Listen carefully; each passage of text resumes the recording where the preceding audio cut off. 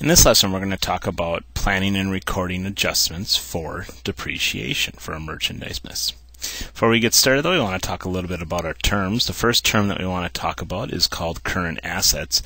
And what current assets is cash and other assets expected to be exchanged for cash or consumed within a year. The key word is within a year. That is what the difference between a current and a non-current asset is.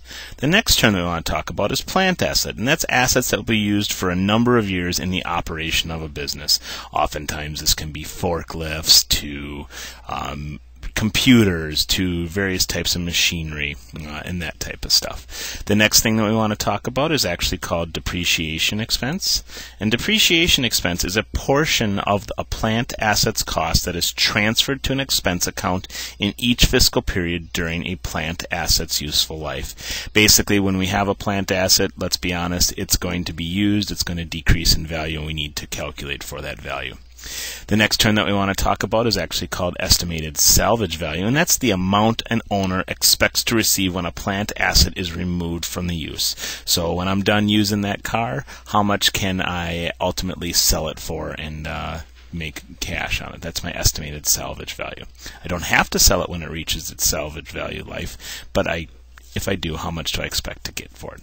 The next one is straight line method of depreciation. Straight line method of depreciation is charging an equal amount of depreciation expense for a plant asset in each year of useful life. That is oftentimes used to give it consistency. However, some things do have different types of depreciation, but it's probably the simplest method of depreciation.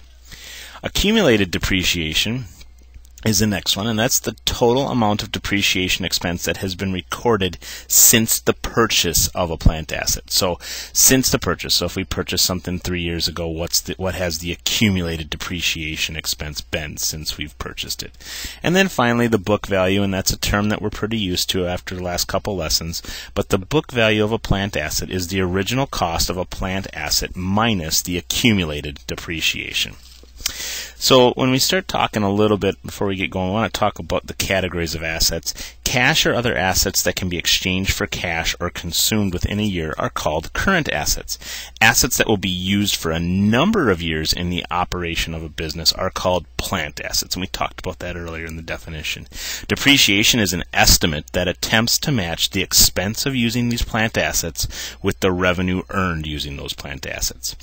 3 factors are considered into calculating the amount of depreciation expense for a plant asset. These factors are original cost, estimated salvage value, estimated useful life, and that we deal with physical depreciation, wear and tear, and functional depreciation becoming inadequate or obsolete.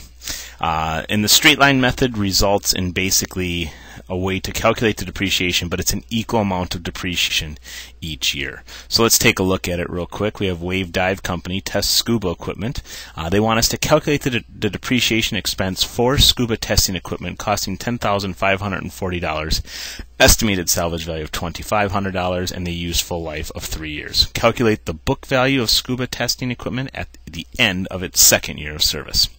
So what we want to do in order to figure this out, we have a little formula. We're going to take our original cost, we're going to subtract it from our estimated salvage value, and that's going to get us our first part of the equation, which is our estimated total depreciation expense. So here our original cost was $10,540. Subtract that from our estimated salvage value, which the transaction tells us is $2,500, and that'll give us equals our estimated total depreciation expense of $8,040.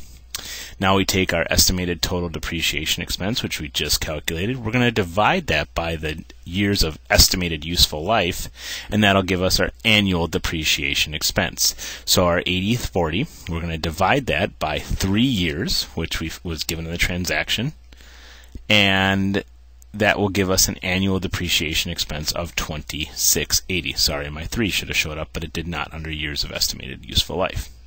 We then take my original cost and subtract our accumulated depreciation, and that'll give us our ending book value. In this case, our original cost was $10,540 minus our accumulated depreciation.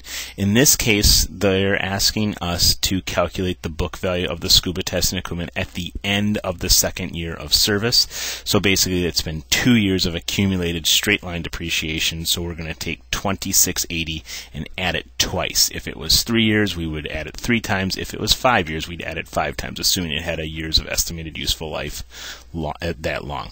Then gives us our ending book value of $5,180. Just remember, the original cost of a plant asset minus the accumulated depreciation is called the book value of the plant asset. Now let's move over and let's plan the worksheet adjustments and label the adjustments on there. If you look in this case, our store equipment, we're going to do it just for the store equipment for Branson of $5,250. I am going to throw up some accounts on here, and we're going to deal with a new account, and the new account that we're going to deal with is called accumulated depreciation. Something to keep in mind is accumulated depreciation is a contra asset account having a normal credit balance. Accumulated depreciation is a contra asset account having a normal balance. So there's our worksheet, my modified worksheet to fit the screen. And our first account that we're going to have is store equipment, and that's going to be an asset account, and that's going to have a debit balance of $38,807.02, and so we'll put that over into the T account. The next thing is accumulated depreciation store equipment. Once again, that is the contra asset account to store equipment. That will be the contra asset account that is designed to lower, ultimately, when they are ultimately closed, the balance of the store equipment. And that has a normal balance of $14,709.08.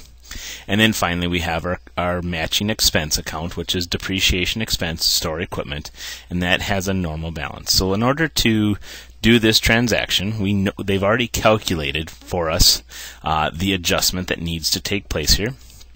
So what we're going to do is we are going to take the $5,250, and that is the amount of the depreciation that we're expecting for this year.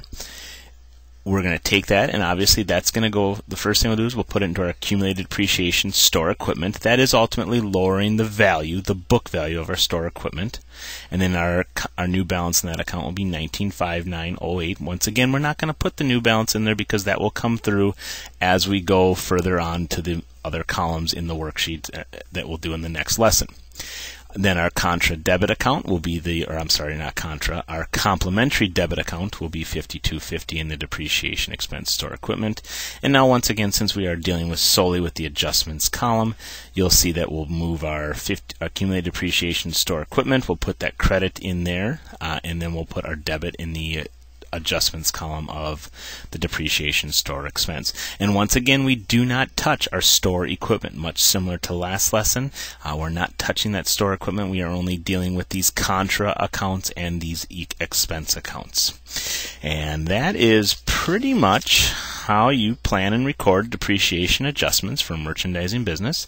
Hope this helps. Hope your debits equal your credits, and you always are crediting your own owner's equity.